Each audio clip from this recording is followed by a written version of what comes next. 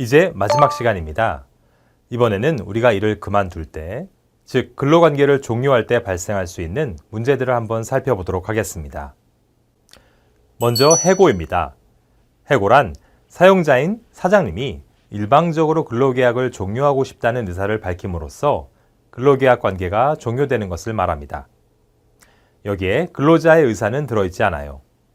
원래부터 1년만 일하기로 해서 1년이 지난 후 계약이 종료되는 것은 해고가 아닙니다.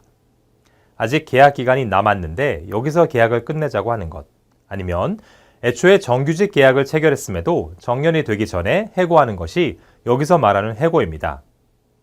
사실 법적으로 봤을 때 계속 이어지는 계약 관계는 당사자 중 일방이 이만 끝내자고 하면 종료되는 것이 원칙입니다. 이상한 일이 아니에요. 그러나 근로관계는 근로자의 생계와 직결되는 문제이기 때문에 경제적, 사회적 약자인 근로자의 입장을 고려해서 사용자의 계약을 해지할 수 있는 권한을 여러 측면에서 제한하는 것입니다. 구체적으로 보면 해고를 하기 위해서는 정당한 이유가 있어야 합니다. 정당한 이유가 없다면 부당해고에 해당해 무효가 됩니다. 정당한 이유란 케이스 바이 케이스로 구체적으로 따져보아야 합니다.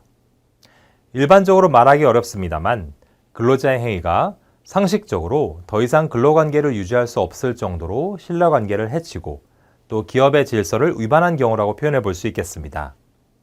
여전히 추상적이죠? 예를 들어보면 이렇습니다. 불성실하고 태만하게 일하는데 이것이 심각하고 또 반복될 경우라든지, 또 지나치게 오랫동안 무단 결근을 한다든지, 상급자나 동료 직원을 폭행했다든지, 업무상의 지시를 무시하고 따르지 않는다든지, 회사의 영업비밀을 누설한다든지, 사실 이런 예는 다 얘기하기 어려울 정도로 많습니다.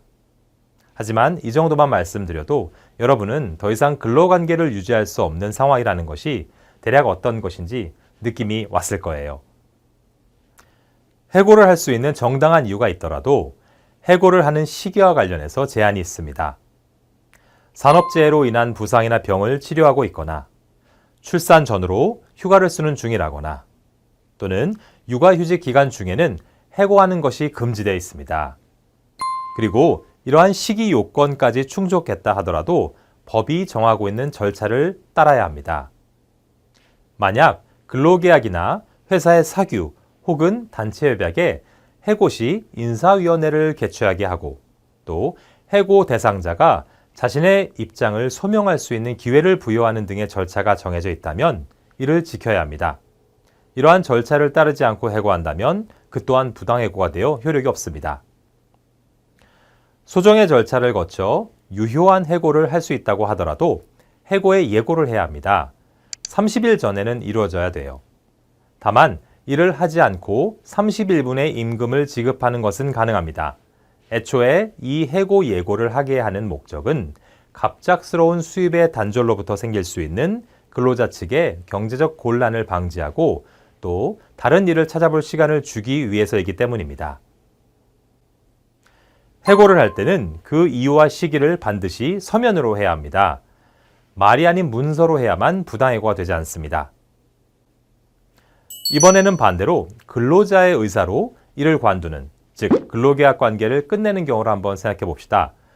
앞서 잠시 언급했듯 원래부터 계약 기간이 정해져 있는 경우라면 사실 그 계약 종료일이 되면 자동적으로 계약이 종료됩니다. 별도로 말을 하거나 알려줄 필요는 없습니다. 그러나 혹시라도 생길 수 있는 분쟁을 미연에 방지하기 위해서 서로 대화하고 언제 그만두는 것인지를 명확히 하면 좋겠죠. 다른 경우도 있습니다. 계약 기간이 아직 남았는데 그만두거나 처음부터 정규직 근로계약을 체결한 경우, 즉 기간을 딱히 정하지 않고 근로계약을 맺은 경우가 그렇습니다. 근로자의 개인적 사정으로 일을 더 하기 어려운 경우가 얼마든지 있을 수 있겠죠. 그때는 근로자가 사직서를 제출하고 사용자가 이를 수리하고 근로자에게 이를 통지된 때 근로계약이 종료하게 됩니다. 물론 사장님이 사표를 못 받겠다고 하더라도 근로자의 사직의 의사가 명확하다면 다음 월급 지급 기점을 기준으로 근로계약 관계는 종료하게 됩니다. 그렇기 때문에 불필요한 분쟁을 방지하려면 근로계약이 최종적으로 종료되는 시기까지는 출근을 해서 필요한 인수인계 작업 등에 협조해 주는 것이 상호 원만하게 일을 마무리하는 데 필요합니다. 근로관계의 종료와 관련해 빼놓을 수 없는 것이 퇴직금입니다. 근로자가 1년 이상 일했다면 근로계약 종료 시 퇴직금을 받을 수 있습니다. 퇴직 시 계속 근로기간 1년에 대하여 31분 이상의 평균 임금을 퇴직금으로 지급합니다.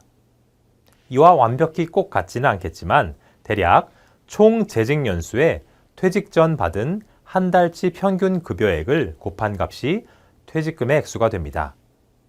10년을 일했고 퇴직 전에 받았던 한 달치 급여가 약 250만 원이라면 2,500만 원이 퇴직금이 되겠습니다. 원칙적으로 퇴직금을 지급받을 권리는 퇴직 이후에 발생하지만 파산과 같은 경제적으로 곤란한 상황이 생겼거나 혹은 주택 구입과 같이 법에 정해진 사유가 발생한 경우에는 퇴직 전이라도 퇴직금을 중간에 받을 수 있습니다. 기억해 두세요.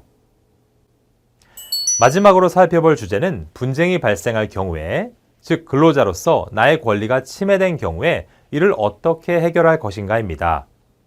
지금까지 살펴본 여러분의 권리가 침해된 경우에는 이를 구제할 수 있는 곳에 가서 여러분의 권리를 지켜야 합니다. 가장 먼저 찾을 수 있는 기관은 고용노동부입니다. 일상적으로는 신고, 진정, 고소, 고발이란 용어를 많이 쓰죠? 법률 전문가가 아닌 여러분들이 위 용어를 아주 정확히 써야 하는 것은 아닙니다만 간략히 살펴보면 이렇습니다. 진정이란 내 침해된 권리를 구제해달라는 것입니다. 체불된 임금을 사용자가 지급하도록 요청하는 것이 이런 진정의 예입니다.